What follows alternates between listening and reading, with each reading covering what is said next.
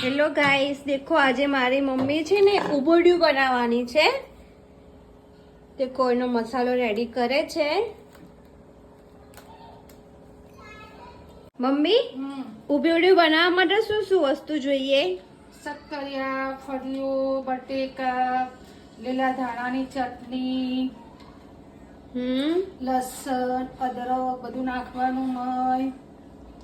પછી એને કરવાનું. અમારે માટલું નથી એટલે અમી છે ને કુકરમાં બનાવવાના છે.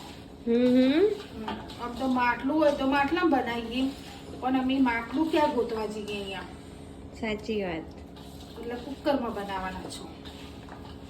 તમારે જમવું હોય તો આવી જજો. દેખો ગાઈસ, તમારે ઉબડિયું ખાવું હોય તો જરૂરથી કોમેન્ટ કરજો.